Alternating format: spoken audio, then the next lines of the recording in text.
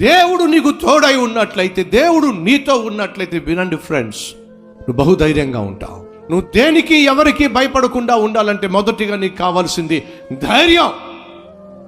ఆ ధైర్యము కలిగి నువ్వు జీవించాలంటే నీలో ఉండాల్సింది ఏదో తెలుసా?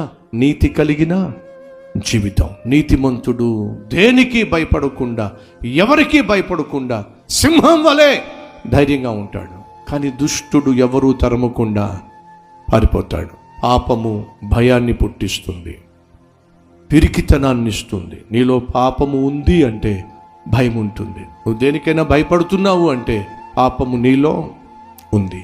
దావీదు భయపడలా, షద్రక్ మేషక్ అబేద్నెగో భయపడలా. కారణం తెలుసా? నీతిగా జీవించారు కాబట్టి. అసలు సెసలైన క్రైస్తవులు ఈ భూమి మీద కరువవుతున్న ఈ రోజుల్లో క్రీస్తుకున్న కోరిక ఏంటో తెలుసా? నువ్వు నేను క్రీస్తును కలిగిన క్రైస్తవులుగా లోకానికి మనం సాక్షులుగా జీవించాలి. దేవుడు ఆశిస్తున్నాడు.